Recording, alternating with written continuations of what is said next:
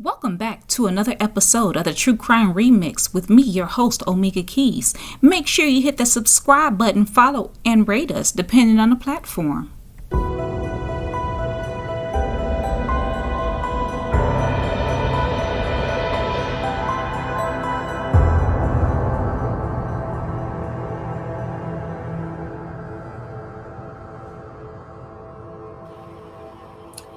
This week's episode on the True Crime Remix is about Lonnie Franklin, serial killer. In 2016, Lonnie Franklin Jr. was found guilty of 10 counts of first degree murder and 1 count of attempted murder. He is also known as the Grim Sleeper, and most of his victims were Black women. Because his victims were Black women, he got away with murder for nearly 25 years. During the trial, evidence from a fingerprint expert and private detective implicated Franklin in the death of 5 more women. A sixth woman also testified that Franklin and the other 2 men gang raped her in 1974 while Franklin was stationed in Germany with the army. We're going to get back to Germany on the episode because Germany wilding out, y'all. So this man had been a menace for over 40 years, but evolved into a serial killer just during the later 25. Traveling back to 1995, Margaret Prescott hosted a radio show called Sojourner Truth. She learned that 11 Black women had been raped, shot, or strangled to death in Los Angeles. Their bodies were dumped in bushes or trash receptacles along Western Avenue. She pressured law enforcement to step up their efforts to apprehend the killer, but the victims were Black, so they moved slow. They asked her why she cared because some of the victims were battling drug addiction and or were prostitutes. So, they definitely don't care about that. They asked her, why you care? They were just hookers. More than 50 bodies ended up being found. Franklin did not get arrested until 2010. And while there were over 50 bodies, and he was only charged with about a dozen. So from 1985 to 2010, that was 25 years of murdering Black women, all because the police didn't hear enough. I got questions, and we're going to dive up into them on the True Crime Remix. Speaking of folks doing too much, have you watched Faded Reunion yet? Then what are you waiting for? It's the perfect blend of drama and comedy and a great way to reset from all of this true crime. So, what's it about? I'm so glad you asked. Mandy is desperate to impress at her 10-year reunion and will do whatever it takes, but so is her rival Jessica. So Mandy brings along the handsome Dr. Dante Perez as her wingman, and that's when things get crazy. And guess what? It's written and directed by yours truly. Check it out now. You can watch it on Tubi or YouTube, and the best part is free. So what are you waiting for? Go watch it now. Before I get into this, I just have to say this episode focuses more on the serial killer than the victims because there were a lot. This would be a series if I had all the background information about the victims. This is not to diminish their stories because they are very important. The goal is to focus on the heinous crimes committed against these women. And yes, we will say their names during this. Lonnie Franklin Jr. was born August 1952. He later married and had 2 children. He joined the Army in the 1970s, and on July 1974, he and 2 others were stationed in Germany. As you recognize, the last episode was also in Germany. This was not planned, Germany, just the place with the Army. They stopped to ask directions from a teen and offered her a ride home. Just a note, this teen was Black in Germany and she was not in the military. During the ride, they put a knife to her throat, drove her to a field, and gang raped her. She feigned interest in Franklin and got his number, and that is how the police identified him at the time. You know the wherewithal after getting raped to pretend that you actually like somebody? Right. That you have to have really sitting there and oh, okay, I like this dude. Let me get your number. And then the person that raped you dumb enough to actually give it to you? Narcissist. That's just crazy. And she was a baby. Yeah. She's definitely a baby. So Franklin was convicted and charged and then dishonorable discharge from the Army in July of 1975 after being released from prison. So this is the thing. While he was serving that time, the Army kept him on the books so he can serve his time at Fort Leonard, that base that we talked about. From the last episode, Fort Leonard. Yes. That's where he basically was at. And he stayed part of the military so he can serve his time. That's why it wasn't until he was discharged and released from prison, then that's when they gave him the dishonorable discharge. That makes sense? Yes. All right. During the rape, photographs were taken by the rapist. This is critical because Franklin later did this with the women he raped and murdered after that. Wow. In the mid-1980s, the Los Angeles Police Department, LAPD, became aware of an apparent serial killer targeting Black women who were chronic drug users and street sex workers. The killer, dubbed the Southside Slayer, was believed to be responsible for stabbing and strangling at least 13 sex workers between 1983 and 1985. At one point, the murders were colloquially known as the Strawberry Murders. Strawberry being slang for a woman who exchanged sex for drugs during that time frame. That's terrible. What, Kim? I said that's terrible. My The goodness. The Strawberry Murders. yeah. That's, they just do us so bad sometimes. They do. They don't care. In September 1985, the LAPD described the case at a press conference and asked for tips from the public. Following the press conference, the LAPD was heavily criticized for their failure to alert the South Central community, the people that were getting attacked, to the possibility of a serial killer. Activist Margaret Prescott and other community activists held weekly protests outside the LAPD's headquarters. In an effort to pressure the department into forming a task force to investigate the murders, Prescott contrasted the apparent lack of police interest in the South Central murders with the significant attention given to the investigation of the Night Stalker Richard Ramirez. He was a serial killer who targeted women in the upscale area of Los Angeles. So, he was a serial killer too, but he was killing their upstanding citizens. So, since there were just prostitutes and drug users getting killed, they didn't give a fuck. They didn't matter. Nope. What'd you say, Kathy? They didn't matter. Understood. Facts. So, she accused the LAPD of being indifferent to the death of women who were poor, Black, and sex workers, which the LAPD, of course, they denied it. By January of 1985, 15 murders had been linked to the case. More detectives were added to the joint task force that they started, okay? The LAPD, along with the Sheriff's Department, combined their team, which had become known as the Southside Slayer Task Force. But by 1986, this case was still under investigation. Prescott formalized her group of activists as a community group called the Black Coalition Fighting Back Serial Murders. And in March 1986, she pressured the Los Angeles City Council to release the reward money they were offering for information on the killings. Increase, not release, from $10,000 to $25,000. Margaret Prescott hosted a radio show called Sojourning Truth.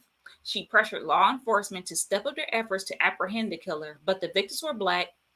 So, just like they were saying, they were Black and drug addicted prostitutes. We don't give a dang. We care about this other man, though. Got it? Got it.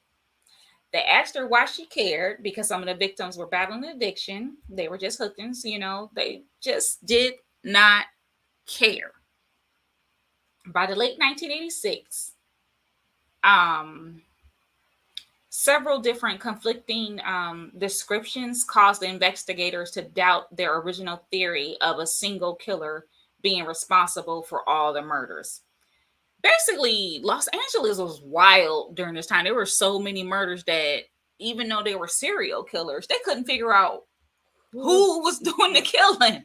Like, that's insane. evidence suggested that several serial killers, not just several murderers, I'm about to put you on here, not just several murders, but several serial killers. That's crazy. That's crazy. Several serial killers. I'm gonna just leave y'all up there for a while. And they choose. Well, they choose who they're gonna apprehend or further investigate based on demographics. Basically, and we always lose. Yeah. Say, like I said, there are several serial killers, possibly 4 or more. Not 4 or more women killed, but 4 or more serial killers doing this. Okay, they were murdering women in South Los Angeles. The Southside Slayer Task Force began to wind down in 1987 because of the lack of results relative to the expense and manpower being used. Basically, it went back to, oh, these are just black women. We don't care enough. So y'all spending too much money. So back up off of that. That's what that translates to me. I wonder how much effort they were putting into the whole investigation itself. None, probably. Probably not a lot. They were just collecting checks. I don't know. So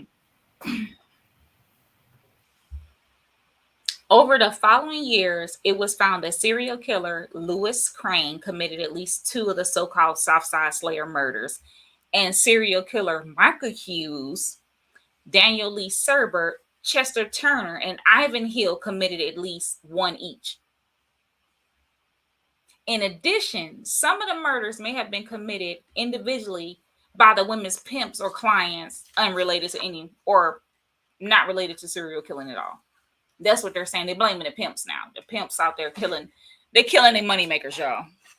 I'm just saying, do that make sense? Yes, it does. Yeah, like they gotta blame somebody, so they just blame the pimps. Yeah. So you gotta keep reading because I'm intrigued with this story. So I'm like, come on, give it to us. I'm going, okay. The murders of Judith Simpson, Cynthia Walker, and Latanya Johnson all were committed with a 9mm pistol in 1988. They were also investigated by the Southside Slayer Task Force. Sheriff Detective Ricky Ross was arrested for the murders after being found with drugs, and a sex worker. I'm the boss, Rick Ross. That's what just popped up right there.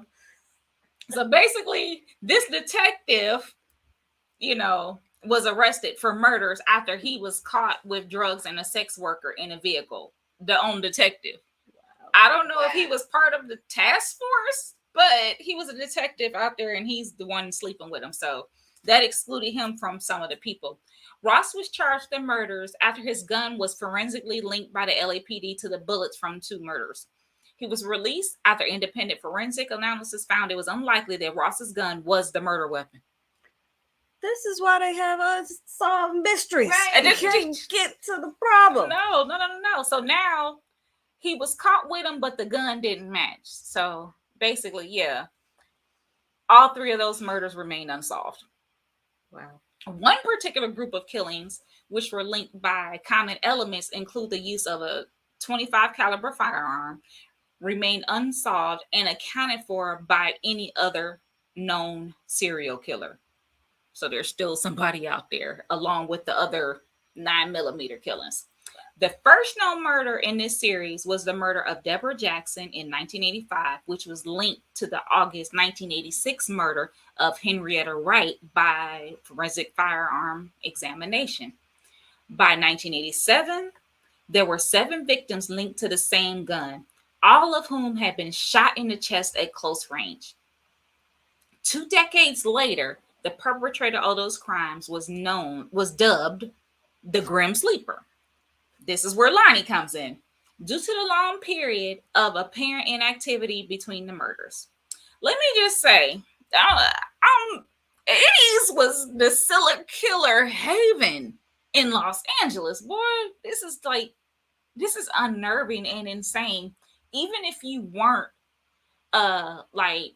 a prostitute or a victim of sex trafficking, which why you ended up as a prostitute. Yeah. Even if you weren't, this had to be scary during this time because it was a lot of victims, like 4 serial killers plus the cop, plus the unsolved ones during this time. That's a lot going on. And it didn't really say how many victims. They just listed some that they knew about at that time.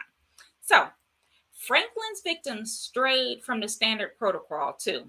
While serial murders were most commonly targeting white women during that time, the victims of the Grim Sleeper were black. Though he did choose prostitutes, often targets of the serial killers. So the serial killers, I guess they all were killing prostitutes. Okay, this is just so crazy. All right. So they get some, and then that's you it. Did. You right. Get some, and then you did. Basically, this is wild. Moreover, the murders began in the mid-1980s in part of Los Angeles, where the use of crack cocaine was rampant. I'm not going to say crack cocaine. I'm just call it crack because it sounds so weird to say crack cocaine. It's just crack. Crack is whack. Several other killers were known to come to the area as well, looking for prostitutes and drug addicts who were later found murdered in alleys, parks, or trash bins and dumpsters. The killings were so rampant that the Black Coalition fighting against black serial killers murders, that's a long name. I just realized that's a long name. It's a long name, was formed by Prescott in 1989 in the protests of the LAPD's lack of policing in the areas where these murders occurred. The coalition felt it was irresponsible and racially motivated because, once again, they didn't give a dang about the black ones. They cared about the other ones, and that's why they got found out. Yep. So, back to Margaret Prescott. The LAPD tried to take credit for her work, but Margaret showed up with the receipts, y'all. She showed up to the police station. Go ahead, Margaret. Yeah. Right, she Margaret said, nope, I have been doing this for years. And you asked me, why do I care? Remember, those are your words. You asked me, why do I care? So you're not about to take credit for this. Nope. No. Similar frustrations were aired during Bill Bratton's early 2000s reign as police commissioner in LA, when he and elected officials paid no public mind to the resurgence of murder in black neighborhoods. The killers weren't going down to Silver Lake or Westwood, wrote Christine Polisky in her breakthrough 2008 LA Weekly profile of the murders. There has been no big press conference by Bratton, who recently weighed in on Lindsay Lohan's love life. What Lindsay got to do with this? But it was like, okay. I don't know where Lindsay came in, but apparently she's tied to these murders somewhere. This is wild. Because they so worried about Lindsay Lohan, man. Yeah, I guess during this time they were. Right. The camera-loving Mayor Antonio Villaraigosa recently beseeched the public to eat more nutritiously. What? People get murdered and you say eat more nutritiously. I'm so confused right here. But it's going somewhere. It's going somewhere.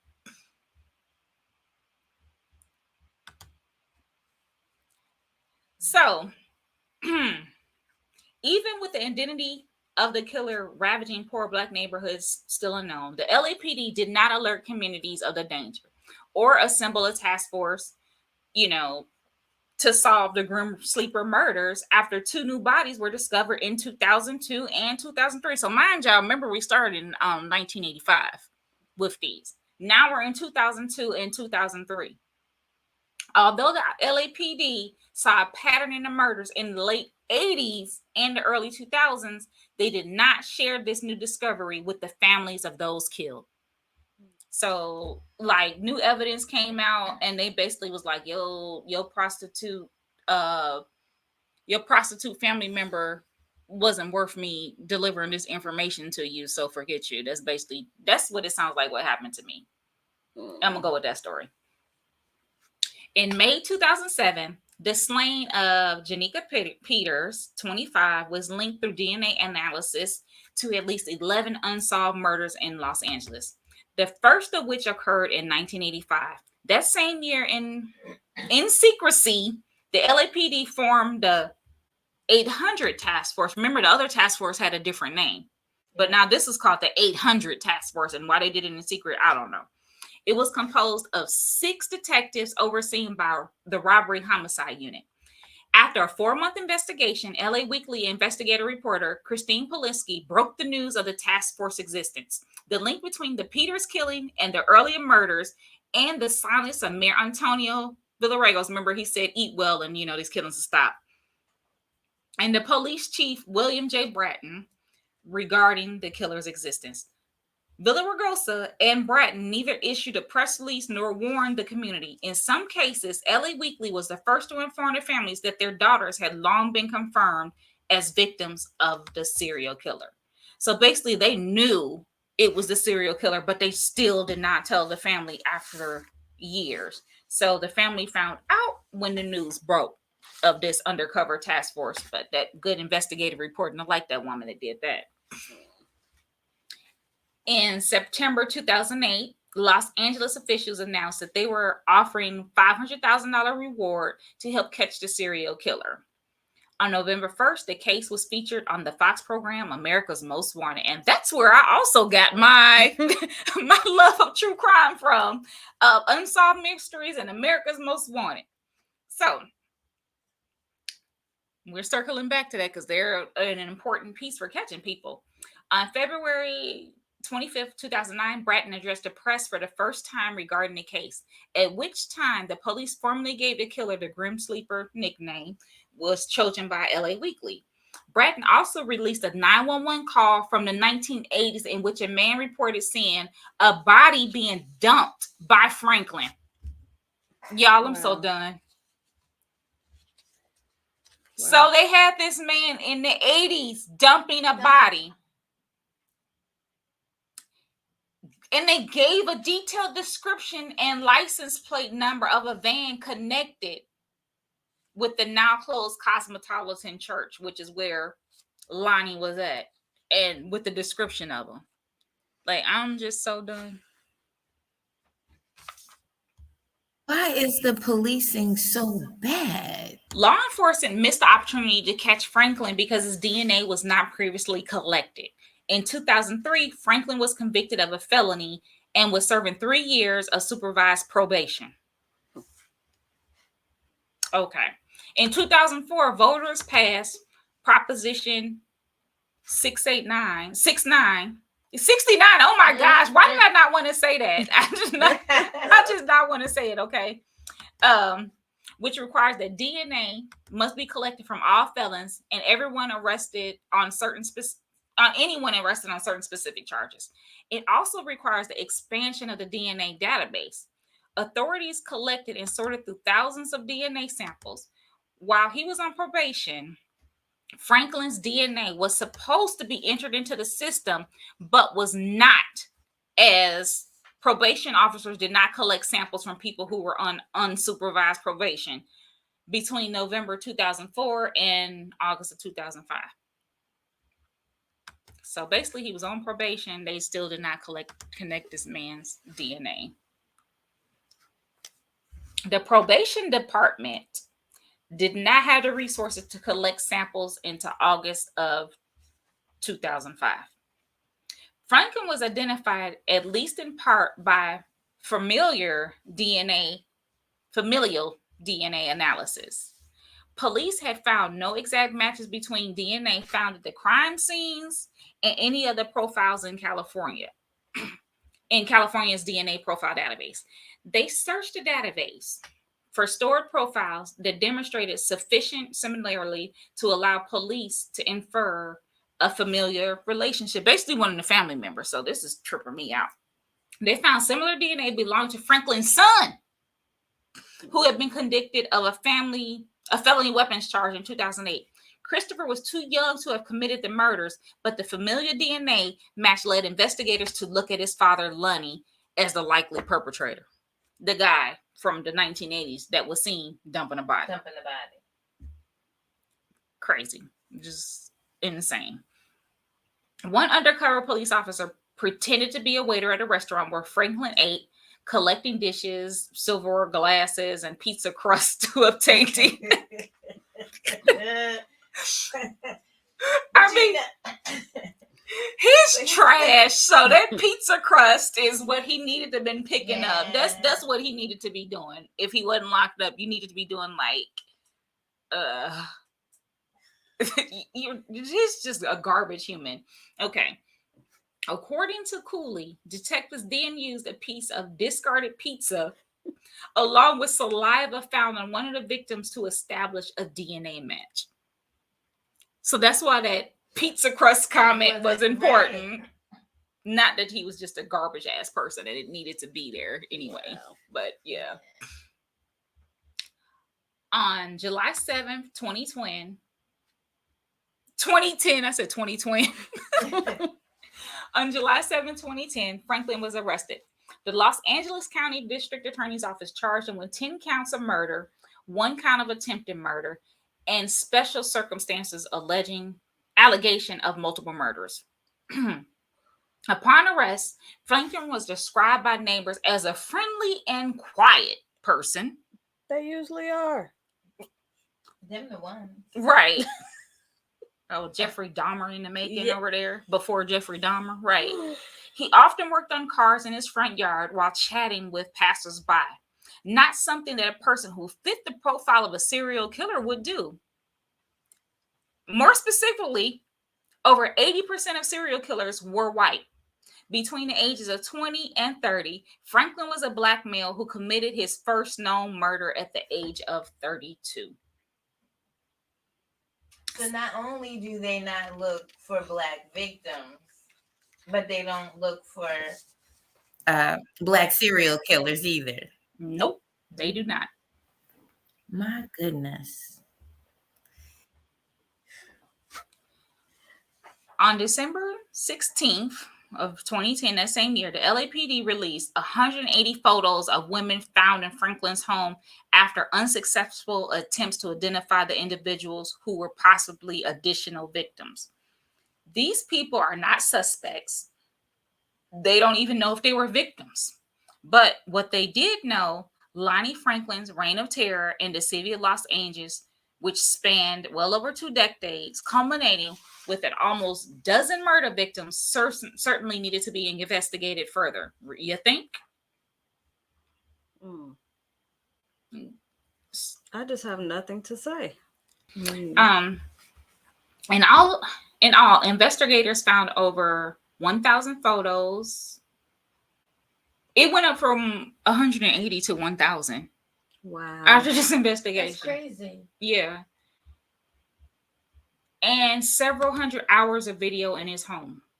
The images shown mainly black women of a wide age range, from teenagers to middle age and older, often nude. Police believe Franklin took many of the pictures, which show both conscious and unconscious individuals dating back 30 years. The photos were released to the public in an effort to identify these women. 1,000. Wow. It's common for serial killers to take breaks in between killings, but at least in his case, a 14-year-old gap does not seem likely. Though not charged for his murder, police believe Franklin is responsible for the death of Thomas Steele, who was assumed to be the friend of one of Franklin's victims, as well as anywhere from 14 to 100. That's a big gap. Unsolved murders that were Jane Doe. Franklin maintains his innocence in all charges brought against him. So DNA and witnesses may be the only means to resolve the crimes. Detectives speculated as to whether Franklin was truly hiding after the botched murder of Washington in 1988. And if anyone could cover up a dead body, it was Franklin. As a sanitation worker in the city, he had access to landfills, leading officials to speculate that he could have disposed of any number of bodies undetected. On November 3rd, 2021, Reuters reported that the police were considering Franklin as a suspect in 6 more slayings. He's wearing me out. It's terrible. The police were investigating 2 of his 6 as potential victims killed during a 14-year lapse between an initial spat of the Grim Sleeper murders that ended in 1988. That ended in 1988, and several more that didn't begin until 2002. Of the remaining 4 victims, 2 bodies were discovered in the 1980s and 2 were reported missing in 2005. But the remains of those other 2 were never found, police said. Detectives said they linked Franklin to 6 additional killings after reviewing hundreds of cold case files and seeking the public's help in identifying and collecting of the 180 photographs of women and girls that were found in his possession. It was actually 1,000. That 180 was a different number. Afterwards, they found that 1,000. Wow. Yeah. Franklin was charged with 10 murders and 1 attempted murder and held without bail. He was never charged in the death of a suspected 11th victim, a black man, a crime for which DNA evidence was not found. After a lengthy pretrial discovery and several delays, the trial opened on February 16, 2016. From 1985, now we're in 2016. How many years is that? Child, darn near, well, yeah, it's darn near 30. In 2016 from the 80s, yeah, darn near 30. Yeah. Closing arguments between May 2nd and 2016, and the jury began deliberating on May 4, 2016. On May 5th, after nearly 3 months of trial and a day and a half of jury deliberation, Franklin was convicted on all counts. His sentencing hearing began a week later, on May 12, 2016. At the hearing, prosecutors presented evidence relating to 4 other victims they believed had been killed by Franklin. The 4 victims were not among the original set identified by DNA and ballistic evidence as grim sleeper victims and had only been identified as such, after his arrest. The 3 victims, Sharon Alicia Desmook, Inez Warren, and George May Thompson, were identified as likely grim sleeper victims by task force officers investigating unsolved missing persons and homicide reports dating back to 1976. That would have been right after he got released from the Army, because that was 1975. The 4th, Rolina Morris, was identified from evidence found at Franklin's garage after his arrest. Her body was never found. Prosecutors did not charge Franklin with these murders for fear of delaying the trial even further. But they know he did it. But they just wasn't, they didn't want to delay the trial any further, but those were a lot more victims. Anitra Washington is the only known survivor of Franklin's crimes, and the woman whose bullet wounds were matched with those in cold cases, finally adding the description of the attackers to the LAPD's not task force evidence. In taking the stand to testify against the man who shot and raped her in 1988, Washington noted how Franklin pulled up alongside her in an orange Ford Pinto, offering her a ride. After she initially declined the offer, Franklin fired back, "That's what's wrong with you black women. Can't be nice to you." Heard that mess before. Yeah. According to Washington, she felt sorry for him. Boy, isn't that the trick right there? Man. No, boy. They will. Man. She felt sorry for him and ultimately accepted the ride. After a while in the car, Washington suddenly felt blood coming from her chest. She realized she's been shot and asked Franklin why, to which he responded that she disrespected him. He soon pushed her from the vehicle and left her for dead, but not before raping her and taking her photo. Yet she lived, finding help and telling a story that will contribute to the capture of Franklin. Women, please go with your gut. In her gut, she knew this man was trash. Wow. And then he tried to use that whole trope, black women ain't shit against her. And then she basically almost ended up dead because of it. That's just crazy. You have every right to be suspicious and not want to deal with people. I just want to stress that right there. If you feel like something's wrong, don't let that feeling sorry for you let you end up dead, because that's what they want you to do. On June 6, 2016, a Los Angeles County jury sentenced Franklin to death. Thank you. On August 10th, the Superior Court sentenced Franklin on each account, naming the individual victims. It was noted that Lonnie Franklin Jr. sat silent and emotionless in a Los Angeles courtroom for over 6 years, never uttering a word in his own defense, save for briefly mouthing, "I never seen you before in my life," to Vivian Williams, the sister of victim Georgia May Thomas. And you finally talking, that's what you got to say? I don't know you. I mean, with thousands of victims, do he really? He might not remember. Yeah, I don't think he do. Prosecutors suspect that Lonnie Franklin's first victim was Sharon Alicia Desnude, who was killed on January 15th, 1984. His first confirmed victim, it's so many victims, I'm sorry, this is just tripping me up. His first confirmed victim was Deborah Jackson, whose murder occurred on August 1985. After shooting Jackson 3 times in the chest, he went on to use the same gun in 9 attacks, while assaulting and strangling even more, plus keeping the photos of his victims. Franklin apparently took a 14-year hiatus after his last known crime from 1988. I do not believe that for one bit that he took a hiatus. They just did not catch him. As a result of his apparent dormancy, he was nicknamed the Grim Sleeper. Investigators have stated they believe it is likely that they were other victims that were unidentified. Yeah, the last confirmed murder that he did was in January of 2007. From because those ones that they said that they didn't want to put on were 1976. So from 1976 to 2007, killing away. Despite his conviction, some details remain unclear. I'm derailing over here because this man just killed so many people. Like the question of whether he was truly sleeping during the alleged downtime, or why it took LAPD nearly 25 years to arrest a person responsible for at least 10 of the victims that they knew was him. Yeah.